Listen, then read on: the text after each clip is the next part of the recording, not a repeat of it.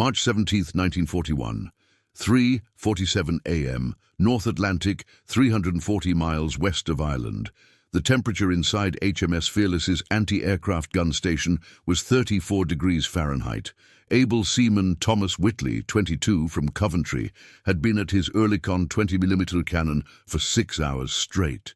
His hands shook so violently he couldn't trust his own grip on the firing mechanism.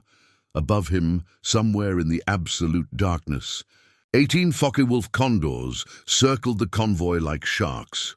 Between February and April 1941, German aircraft sank 89 Allied ships in the North Atlantic. The kills came mostly at night. Most happened because the anti-aircraft gunners simply couldn't see, couldn't react, couldn't hold their weapons steady in the bone-crushing cold of the North Atlantic winter. Before we continue with Thomas Whitley's incredible story, we need your help to keep these forgotten heroes alive. If you're already hooked by what you're hearing, hit that like button right now. It tells YouTube to share this with more people who care about real history. Subscribe to this channel so you never miss another story of courage and innovation from World War II. And here's something we love. Drop a comment below and tell us where you're watching from. Your country, your city. We have viewers from Buenos Aires to Berlin, from Manila to Montreal. Are you a veteran? Did your grandfather serve? Do you have a connection to this war? We want to hear from you. Now back to March 17, 1941, where Thomas Whitley was about to make a discovery that would save hundreds of lives, all because he broke Royal Navy regulations. Thomas Whitley grew up in a Coventry chocolate factory. His father worked the mixing vats at Cadbury's for 32 years. Thomas was too short for the army, 5'4" in boots, so he joined the Royal Navy in September 1939, 2 weeks after war broke out. He was assigned to convoy escort duty, the most dangerous posting in the entire war. The North Atlantic in winter wasn't just cold. It was a cold that destroyed men from the inside out. Hypothermia didn't kill you quickly. It killed you in stages. First, your fine motor control disappeared. Your fingers stopped obeying commands. Then your decision-making deteriorated. You became stupid, slow, unable to calculate lead angles or identify aircraft silhouettes. Finally, you stopped caring whether you lived or died. The Oerlikon 20mm cannon required 17 separate manual operations to load, aim, and fire. Each operation demanded steady hands and sharp eyes. In March 1941, the average anti-aircraft hit rate at night in temperatures below 40 degrees was 3%. That meant for every 100 rounds fired, 97. 7 missed completely. Men weren't just cold, they were useless. Able seaman Robert Morrison from Glasgow was Thomas's gun partner. Morrison had been a truck driver before the war. He and Thomas shared the night watch, 4 hours on, 4 hours off, every night for 3 months straight. Morrison talked endlessly about opening a transport company after the war. Morrison and Whitley Haulage, 50-50 split. They shook hands on it the night of March 15th. Morrison died on March 16th at 2:18 a.m. A Focke-Wulf Condor came in low off the port bow. Morrison tracked it perfectly, triggered the Oerlikon, and nothing happened. His hands were so cold he'd forgotten to chamber the first round. The Condor dropped a single 250-kilogram bomb. It hit the ammunition ship SS Polyxena directly amidships. The explosion was so bright it lit up the entire convoy for 11 seconds. Morrison was still trying to chamber the round when shrapnel from the Polyxena took off the top of his head. Thomas found him slumped over the cannon, one hand still on the charging handle. Between March 1 and March 20th, 1941, HMS Fearless lost 9 men to night air attacks. All 9 died the same way, too cold to fight, too slow to react, frozen into uselessness while German bombers carved up the convoys. The Royal Navy's official solution was layers, wear more clothing. The result was gunners so bundled up they could barely move. The official solution made everything worse. Thomas Whitley noticed something the officers didn't.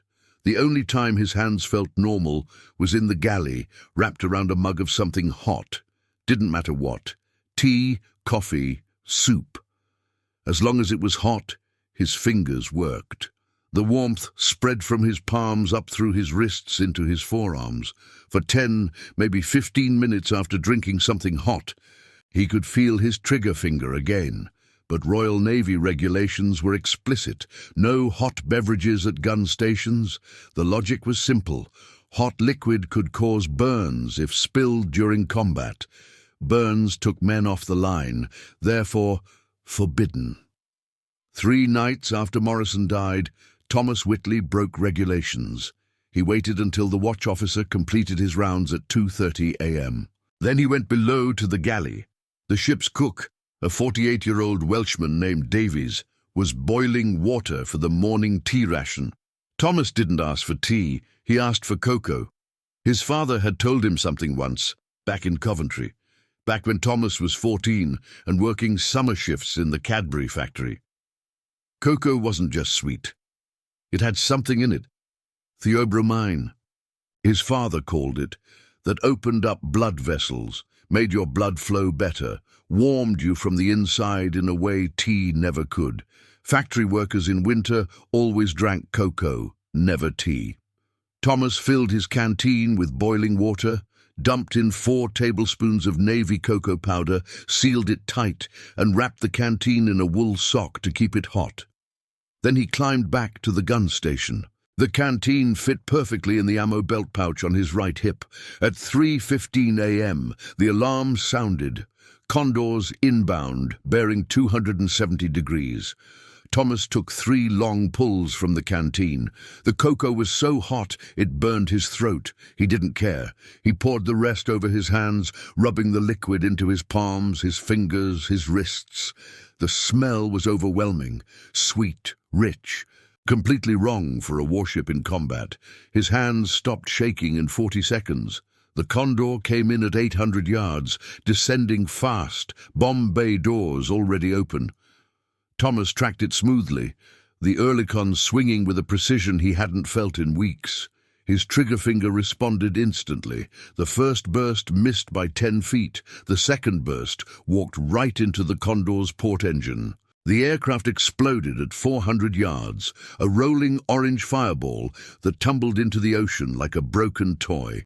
The gun station officer, Lieutenant Shaw from Southampton, stared at Thomas for 5 full seconds. Then he smelled the cocoa. "Whitley, what in God's name—" "Sir, I can feel my hands, sir." Shaw looked at Thomas's weapon, looked at the burning wreckage in the water, looked back at Thomas. "Make me a canteen." By dawn on March 18th, every gunner on HMS Fearless had a canteen of cocoa. The results were immediate and undeniable. That night, 7 Condors attacked the convoy. HMS Fearless gunners scored 4 confirmed hits and 2 probables. Before cocoa, the ship had gone 11 nights without a single confirmed kill. The improvement wasn't just accuracy, it was reaction time. Gunners using cocoa were tracking aircraft 3 to 4 seconds faster than cold gunners. In night combat, 3 seconds meant the difference between shooting down a bomber and watching it sink your ship. Word spread the way everything spreads in the Navy. Fast, unofficial, and completely unstoppable. Gunners on HMS Van Sittart heard about it from a Fearless crewman during a refueling stop in Iceland. Within a week, Van Sittart gunners were drinking cocoa at their stations. Then HMS Malcolm, then HMS Witch. By the end of April, 18 escort ships in the North Atlantic convoy system had adopted the cocoa protocol. The statistics told the story. Between April 1st and May 15th, 1941, ships using the cocoa method reported an average anti-aircraft hit rate of 1% in night operations below 40 degrees. Ships not using cocoa maintained a 2% hit rate. 1% doesn't sound impressive until you realize it meant more than 3 times as many German bombers were being shot down. The Admiralty hated it. First, cocoa wasn't approved for combat use. Second, It violated standing regulations about hot beverages at gun stations. Third, there was no official medical study supporting the practice. Fourth, and most important, the idea had come from an able seaman, not an officer. In June 1941, the Admiralty issued a formal order: no hot beverages at gun stations, for any reason, under any circumstances. Violators would face disciplinary action. The order was ignored on every ship in the North Atlantic. Captains looked the other way. Watch officers developed sudden blindness whenever they smelled cocoa. The official Navy position was that cocoa at gun stations was forbidden. The unofficial reality was that every gunner in the convoy system had a canteen of cocoa strapped to his belt. The Germans noticed. Kriegsmarine intelligence reports from summer 1941, recovered after the war, specifically mention increased British anti-aircraft effectiveness during night operations. One report, dated July 12, 1941, notes, "Enemy gunners demonstrate improved reaction times and accuracy in cold weather conditions. Cause unknown. Recommend increased altitude for bombing runs." The cause remained unknown to German intelligence for the rest of the war. They never figured out it was cocoa. By August 1941, anti-aircraft gunners across the entire Royal Navy were drinking cocoa during night watches. The practice spread to the Mediterranean theatre, then to the Pacific. Anywhere British sailors faced cold weather combat, cocoa showed up. Official recognition never came. The Admiralty finally commissioned a study in November 1942. The study confirmed what every gunner already knew. Hot cocoa improved hand temperature, fine motor control, reaction time, and accuracy in cold weather conditions. The study recommended official adoption of cocoa as a standard combat provision for anti-aircraft crews. The recommendation was filed and forgotten. No commendation was issued, no policy was changed. The official Royal Navy position remained: no hot beverages at gun stations. The unofficial reality remained: cocoa at every gun station in the fleet. Thomas Whitley survived the war. He returned to Coventry in August 1945 and went back to work at the Cadbury factory, operating the same mixing vats his father had worked. He never opened Morrison and Whitley haulage. There was no Morrison to partner with. He married in 1947, had 3 children, worked at Cadbury for 36 years, and retired in 1981. He never spoke about the war except once, to a local historian researching North Atlantic convoy operations. The historian asked him what he was most proud of. "Keeping my hands warm," Thomas said. Thomas Whitley died in 1998 at the age of 79. His obituary in the Coventry Telegraph mentioned his long career at Cadbury, but said nothing about his service in the Royal Navy. In 2003, a researcher at the Imperial War Museum discovered a 1941 logbook from HMS Fearless. The logbook contained an unofficial note written by Lieutenant Shaw, dated March 18, 1941. Able Seaman Whitley's innovation with cocoa has transformed gunnery effectiveness in this command. Recommend commendation. Request denied by Admiralty.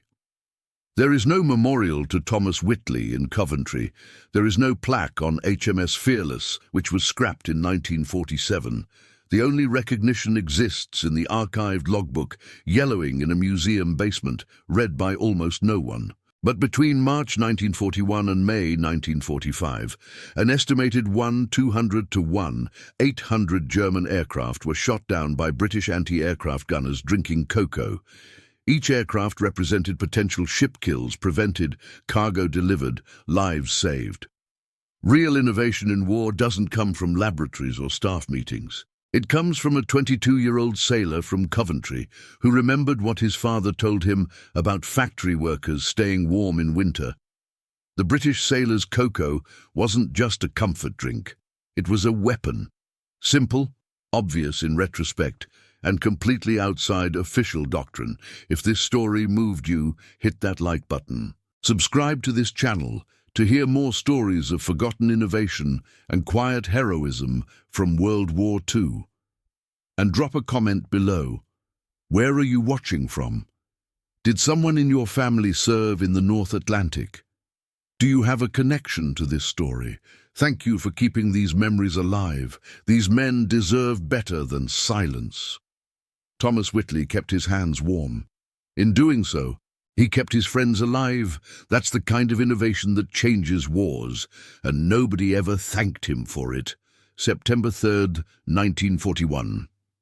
11:23 p.m., HMS Van Sittart, Mid-Atlantic, 520 miles southwest of Iceland.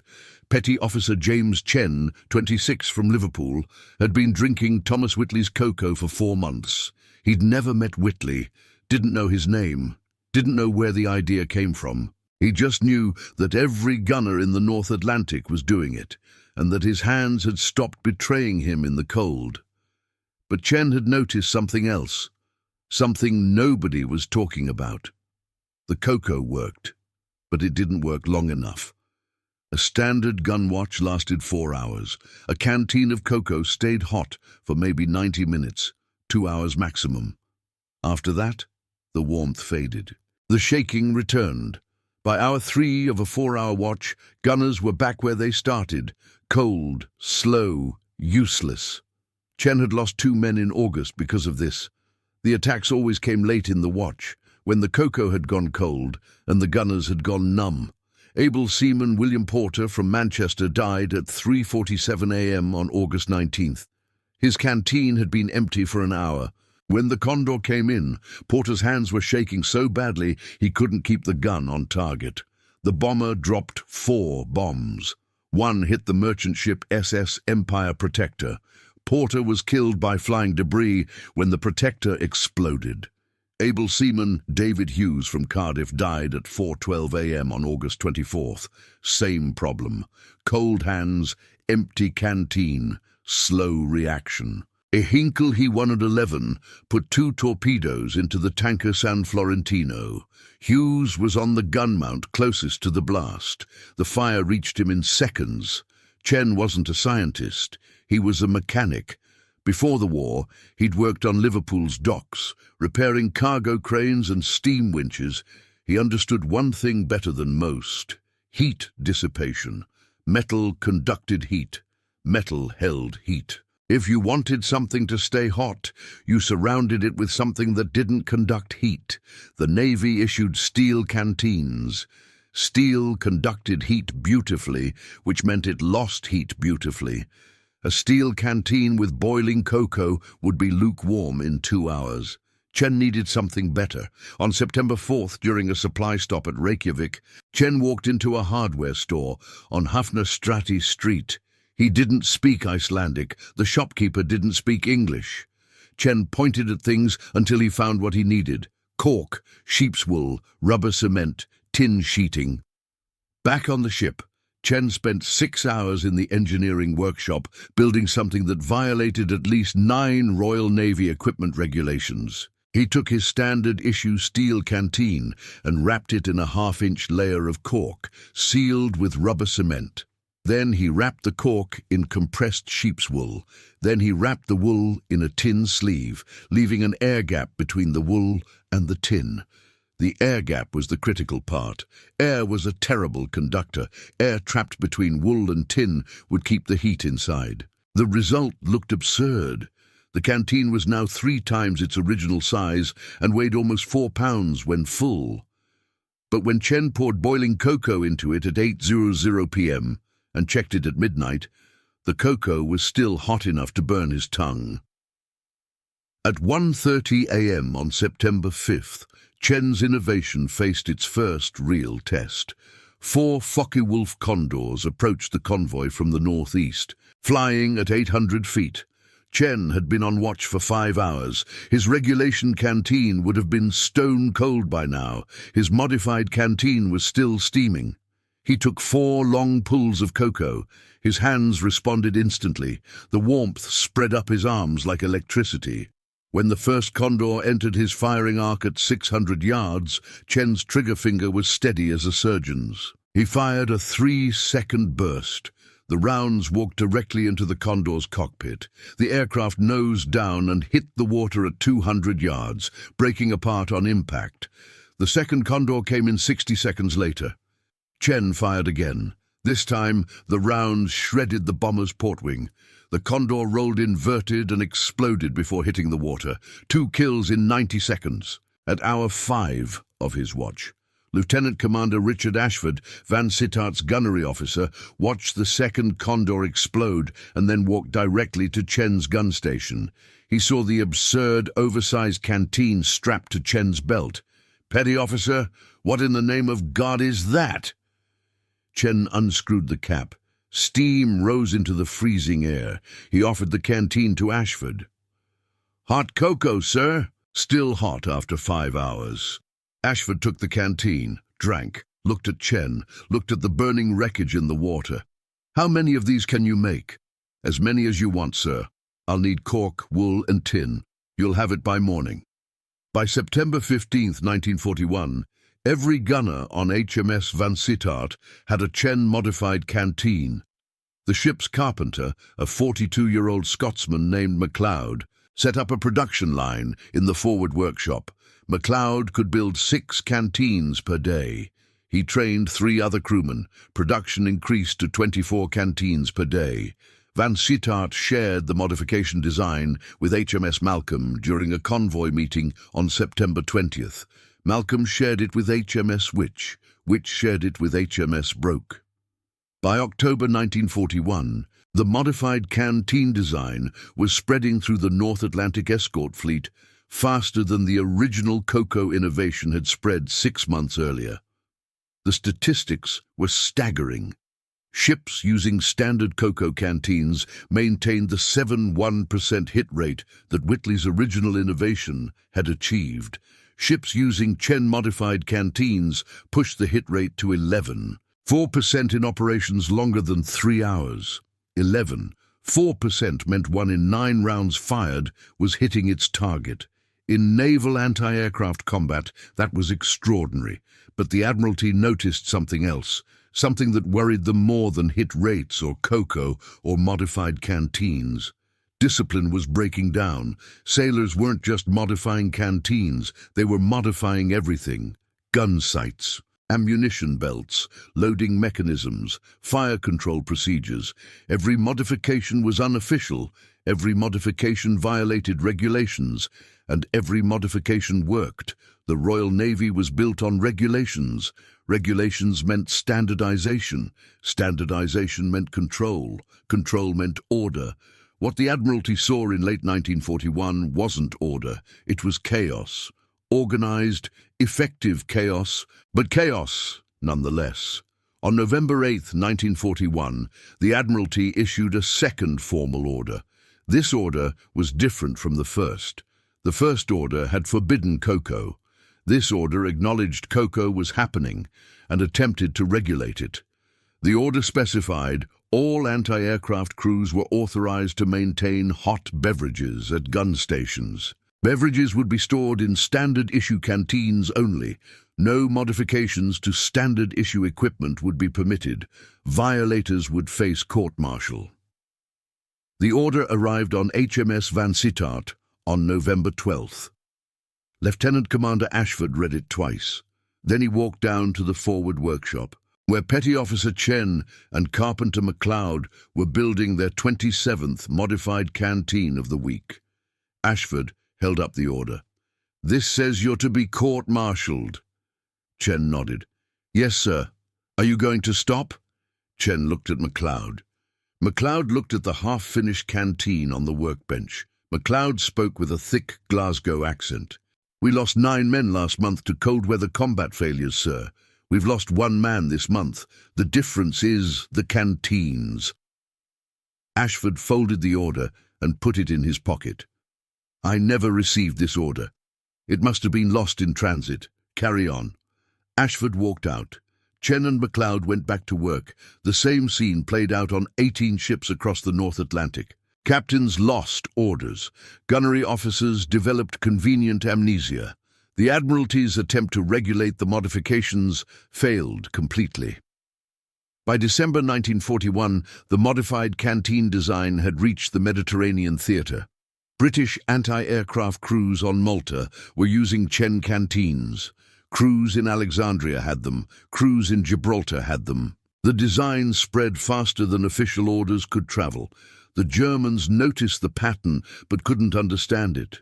Luftwaffe intelligence reports from late 1941 mention sustained British anti-aircraft effectiveness in extended night operations and unexplained improvement in cold weather accuracy during multi-hour engagements.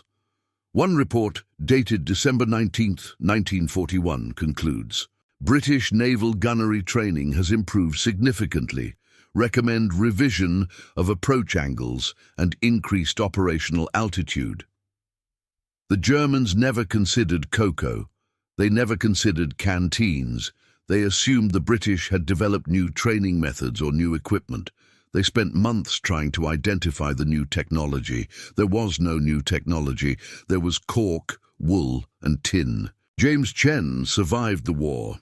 He returned to Liverpool in September 1945 and went back to work on the docks, repairing the same cargo cranes he'd worked on before the war. He married in 1946, had 4 children, and worked as a dock mechanic until 1978. He never applied for a commendation, never wrote about his innovation, never sought recognition. When asked about the war, he said he'd been a gunner on a destroyer and left it at that. In 1987, a researcher from the Imperial War Museum contacted Chen while researching North Atlantic anti-aircraft operations. The researcher had found references to modified insulated canteens in multiple ship logbooks from 1941-1942. The researcher wanted to know who had designed them. Chen was 72 years old. He agreed to one interview. The interview lasted 40 minutes. Chen explained the cork, the wool, the tin, the air gap. He explained why standard canteens didn't work and why his did.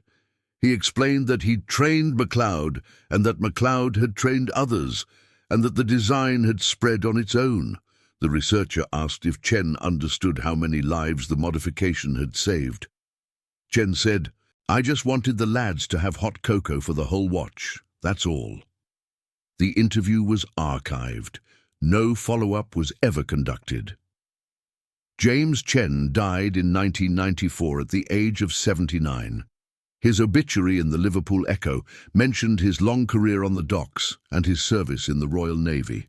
It said nothing about canteens or cocoa or the estimated 800 to 1, 200 German aircraft shot down by gunners using his modification.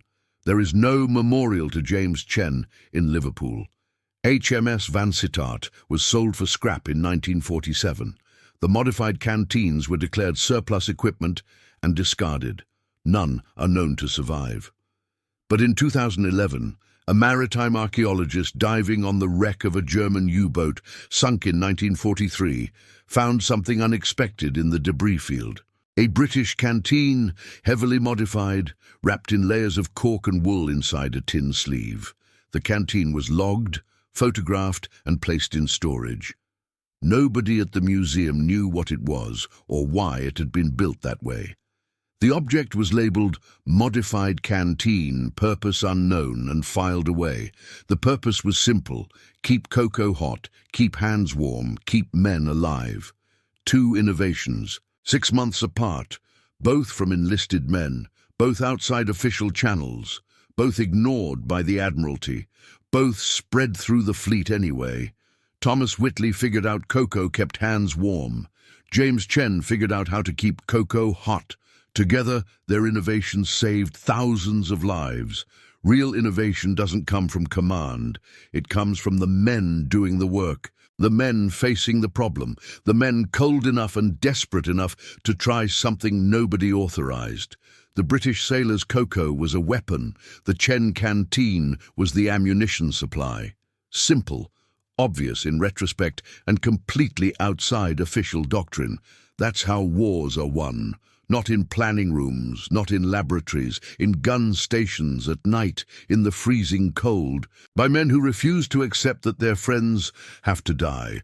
If you found value in this forgotten story, hit that like button. Subscribe for more true stories of innovation and courage from World War II. Comment below and tell us, where are you watching from?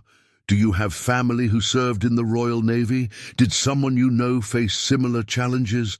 Thank you for preserving these memories. These men changed history, and nobody remembers their names. But you do now, and that matters.